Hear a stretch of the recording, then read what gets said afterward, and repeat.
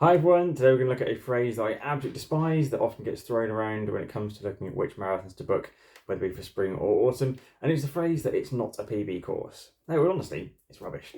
There aren't many races which aren't necessarily very conducive to PBs, and it depends on where you've run your PB as well. There are loads and loads of factors as to whether you're likely to run a personal best at the marathon you may be looking at. So we're going to delve into a couple of those and explain why I think the phrase is frankly just a load of rubbish, to put it politely. So the idea is that people talk about marathons when they come to booking them, and you might say, "Oh, I'm thinking about doing, I don't know, Manchester, for instance," and we go, "People, oh, that's not a PB course." Well, it really depends. There are always challenges in any type of course. Now, somewhere like Manchester, for instance, it's maybe not as quick as some, but the overall elevation actually isn't that bad. It's around about 470, 480 feet from memory. There are some kind of tougher patches, don't get me wrong. There are some quieter patches towards the end where ideally a little bit more support would be really helpful to kind of keep you going. There's a tough hill around mile 16. There are like the flyover bridges, which are, do take out of the legs, there's no two ways about it. But overall, the elevation isn't bad. There's good crowd support on the whole. It's a bigger race, so you've got lots of people supporting you. The GPS and signal is pretty good, so you can pace it quite well because of that as well. So there's actually a lot of good things going for it. So it's a good example of the kind of phenomenon I see that people will kind of big up a race in mind, and they might have had an awful experience at the race. They might have gone there and had a terrible, terrible time when they've run that course before, but that might be down to them more than anything else. Their pacing, their fueling, any number of other factors. So let's just delve into the next thing, which is basically looking at the different elements you might want to consider. So flat courses. Now these can be great for PBs because they're very flat. It generally means that pacing is very, very easy to do. If you're someone who doesn't run hills very well, then you haven't got that to contend with. And obviously, flatter courses generally are quite quick because you haven't got that slowdown effect of the hill, which you don't obviously get in the same way when you come back downhill.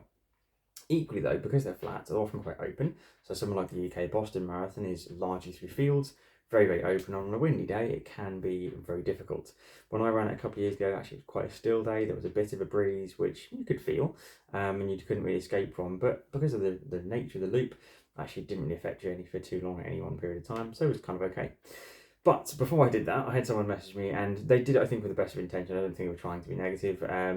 But it was an interesting one, and luckily I could take it as the kind of with the view of it that actually I kind of knew what to expect.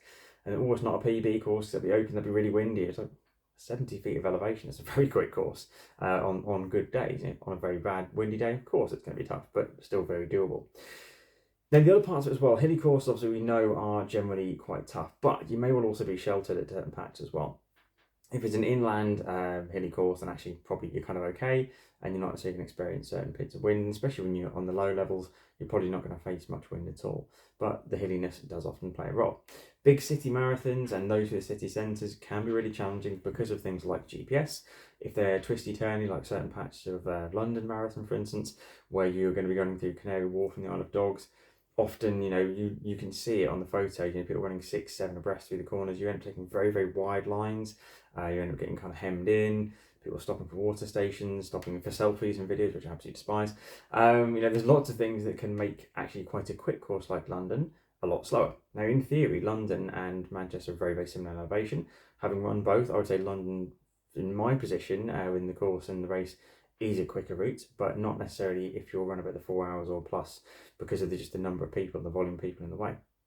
So it does really depend. There's lots of other factors into it as well. Realistically, say how you run. If you don't mind running in the wind, and actually the wind on a flatter course isn't going to bother you, then crack on with it. If you like hills, I love hill running, so I don't mind these hillier marathons, and I'll be experimenting with a few of those hopefully this year. There's lots of other things that can really play quite a good role, and actually can be a real good strength for you. So, think about those things as well. And most importantly, it depends where your PB was. If you've run something a long time ago, or you're just significantly fitter, then that can play a massive, massive role. When I ran my first marathon, it was at 2 hours 51 on a racetrack. It was a windy day, although not terrible. But I then ran my next main kind of actual marathon, aside from a virtual one, was the UK Boston, which again is very, very flat. So when someone says, "Oh, it's not a PB course," even if it had been terrible weather, I was so much fitter that it ended up being a 12-minute faster, or technically a 12-minute PB, although I had run one quicker in virtual circumstances. So doesn't really matter necessarily if you're running a flatter course, a faster course. If you are just fitter and faster and stronger, if you're fueling better, there's a million things that you can have done better in training and actually on the race day as well, and just have a good day. If you have had a better day, then you can still PB on even on really challenging courses. So if someone says to you it's not a PB course, just politely roll through the conversation. It's tempting to argue the point with them, but often it's not worth it because people have it in their mind and they're not thinking about the context, which is fair enough. But as they say, the empty vessels create the most noise. If they're not thinking about it, they just have, this is my viewpoint, this is it, then they will talk and talk and talk. There's no point arguing. So I would just say, keep it to yourself.